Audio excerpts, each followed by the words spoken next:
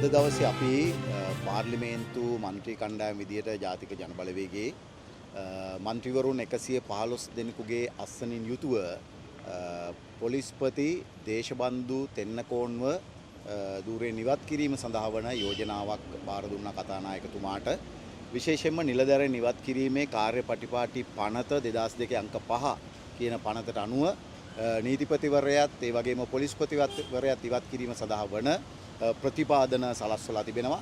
එම ප්‍රතිපාදන වලට අනුව පාර්ලිමේන්තු මන්ත්‍රීවරුන්ගෙන් 3න් 1ක් අත්සන් කරන ලද යෝජනාවක් බාර දී යුතු තිබෙනවා කතානායකතුමාට. ඒ අනුව අපි අද පාර්ලිමේන්තු කණ්ඩායම විදියට ජාතික ජනබලවේගයේ 115 දෙනෙක්ගේ අත්සනින් යුතුව අපි අද කතානායකතුමාට යෝජනාව බාර දුන්නා.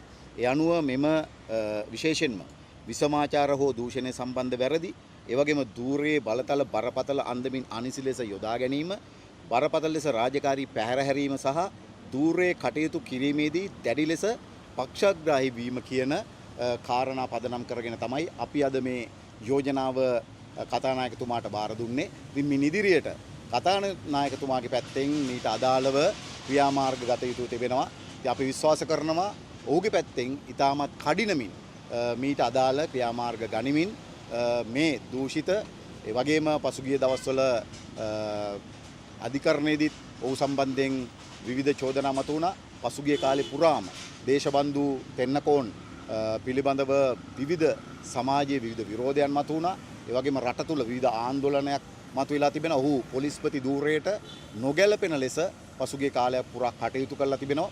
ඒ නිසා තමයි අපි අපේ മന്ത്രി කණ්ඩායම ලෙස මොහුව ධූරයෙන් ඉවත් කරන්න කියන යෝජනාව අද දවසේ කතානායකතුමාට ඉදිරිපත් කළේ. ඉතින් අපි බලාපොරොත්තු වෙනවා කඩිනමින් මේ පිළිබඳව ක්‍රියාත්මක වේවි කියලා. දැන් ඔබතුමාට ආයි විපක්ෂයේ ඡන්ද අවශ්‍ය නැහැ නේ. 3න් 2 තියෙනවනේ මේක දිනන්න පුළුවන් නේ. ඔව් ඇත්තටම මේකට 3න් 2ක් අවශ්‍ය වෙන්නේ නැහැ. මේකට බහුතර മന്ത്രിවරුන්ගේ කැමැත්ත තමයි අවශ්‍ය වෙන්නේ. ඉතින් කෙසේ වෙතත් අපිට മന്ത്രിවරු 158 දෙනෙක් ඉන්නවා පාර්ලිමේන්තුව තුල. ඒ නිසා පාර්ලිමේන්තුවේ බහුතරය ගැනීම ගැන කිසිදු ගැටලුවක් අපිට මතුවන්නේ නැහැ. ජනාධිපතිවරයාට පුළුවන් නේ කතානායක මේ පොලිස්පතිවරයා ඉවත් කිරීමේ හැකියාවක් නැද්ද ජනාධිපතිතුමාට? නෑ, එහෙම හැකියාවක් නැහැ. ඒ නිසා තමයි ඊටාම පැහැදිලිව මේ නිලධාරීන් ඉවත් කිරීමේ කාර්යපටිපාටික පනත 2002 අංක 5 දරන පනතට අනුව මන්ත්‍රීවරු 3න් 1කගේ අස්සනින් කතානායකතුමාට යෝජනාව බාර දිය යුතුයි. ඒ අනුව කතානායකතුමා විසින් කමිටුවක් පත් කරන්න ඕනකම තිබෙනවා. එම කමිටුවේ සංයුතිය වන්නේ අගවිනිසුරු නම් කරන ශ්‍රේෂ්ඨාධිකරණ විනිශ්චයකාරවරයෙක්. ඔහු තමයි සභාපතිවරයා. ඒ වගේම තමයි පොලිස් කොමිසමේ සභාවේ සභාපති ධූරයේ දරන තැනැත්තත්, ඒ වගේම නීතිය හෝ රාජ්‍ය පරිපාලන කළමනාකරණ ක්ෂේත්‍රයේ විශිෂ්ට තත්වයන් ලබා සිටින තැනැත්තන් අතුරෙන් අග්‍රාමාත්‍යවරයාගේ සහ විරුද්ධ පක්ෂයේ නායකවරයාගේ එකඟත්වයේ ඇතිව කතානායකවරයා විසින් පත් කරනු ලබන තැනැත්තෙක්. මේ තුන් දෙනාගේ කමිටුවක් පත් කරන්න ඕනේ. කමිටුවෙන් තමයි කමිටුවේ නිර්දේශ අනුව කතානායකතුමා එය ජනාධිපතිතුමාට බාර දෙන්න ඕන. ඒ අනුව තමයි ජනාධිපතිතුමාට මොහුව ධූරයෙන් ඉවත් කිරීමේ හැකියාව ලැබෙන්නේ. ඉතින් අපි තාමත් විධිමත්ව අපි මේ ආණ්ඩුවක් ලෙස ගත්තට පස්සේ අපි ඔබ දන්නවා දිගින් දිගටම ආණ්ඩුව නීත්‍යානුකූලව විධිමත් ලෙස අපි හැම මොහොතකම ක්‍රියාත්මක වන ආණ්ඩුවක්. ඒ නිසා තමයි විධිමත් ක්‍රියාපටිපාටියට අනුව පොලිස්පතිවරයා ධූරයෙන් ඉවත් කිරීමට අදාළව අපි පැත්තෙන් අපි අපේ යෝජනාව බාර දීලා තිබෙනවා. ඔබතුමා නැවත පාර්ලිමේන්තුව පටන් ගන්න වෙන කවදද පවත්වන්නේ? ලබන 8 වෙනිදා. එතනින් පස්සේ මේක ගන්න කියලා ඔව්, පාර්ලිමේන්තු මේක කතානායකතුමා විසින් පාර්ලිමේන්තුවට ඉදිරිපත් කළ යුතුයි. ඉතින් අපි හිතනවා 8 වෙනිදා ඔහුගේ පැත්තෙන් මේ පාර්ලිමේන්තුවට ඉදිරිපත් කරાવી. දැන් විපක්ෂ සහාය ලැබෙයිද? විපක්ෂ සහාය ලැබෙන්න ඕන.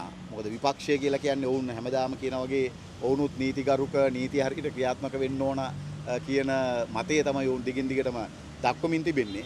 ඒ අනුව විපක්ෂයටත් මේ යෝජනාවට විරුද්ධ වෙන්න කිසිදු අපි හිතනවා ඉඩක් නැහැ.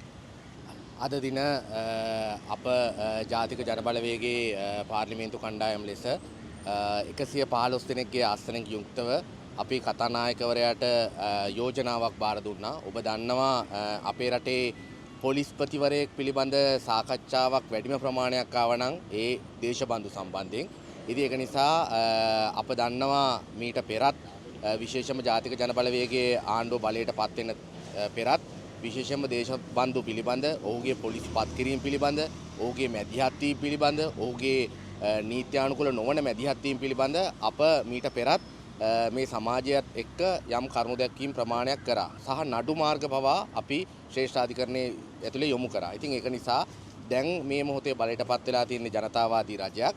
ඒක නිසා දැන් අප සූදානම් වෙනවා විශේෂයෙන්ම මේ නීත්‍යානුකූල නොවන පත් වෙච්ච ඒ වගේම දූෂිත නිලධාරී බවට පත් වෙලා තිබුණු මේ දේශබන්දු මේ ජනවරමේ බලය පාවිච්චි කරමින් මේ ජනතාවට වින කරමින් ඉන්න දේශබන්දු පොලිස්පතිවරයාව ඉවත් කරගෙන මේ ක්‍රියාවලියට තමයි අද මූලික පියවර අපි තැබුවේ.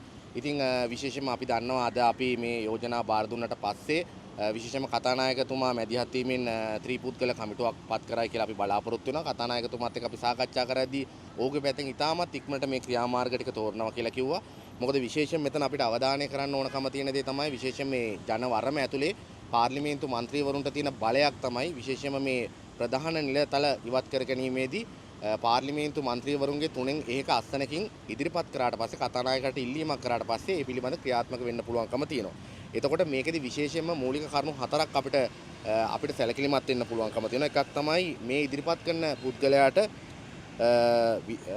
විෂමාචාර හෝ දූෂණ සම්බන්ධයෙන් වැරදි. අප දන්නවා මේ ඉදිරිපත් කරන මේ දේශබන්දු සම්බන්ධයෙන් එවැනි විෂමාචාර ඒ වගේම දූෂණ සම්බන්ධයෙන් කොපමණ චෝදනා තියෙන කෙනෙක්ද කියලා.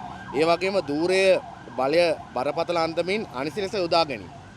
අපි දන්නවා පහුගිය අරගලය කාලේ ඒ වගේම ඒ හිටපු මැති අමතුරුත් එක්ක කොහොමද පාවිච්චි කරේ කියන එක ඕනෑ තරම් සාක්ෂි අනන්ත ප්‍රමාණ තියෙනවා. ඊට පස්සේ බරපතල ප්‍රමාණයේ රාජකාරී පැහැර හැරීම. ඒක නිසා ඔබ දන්නවා අපේ රටේ පොලිස්පතිවරයා අපේ රටේ නීතියට පයින් ගහලා, ඒ කියන්නේ පොලිසිය තියෙන නීති අපහසුතාවයට පත් කරලා දවස් ගණනාවක් තුර සැඟවිලා තිබුණා.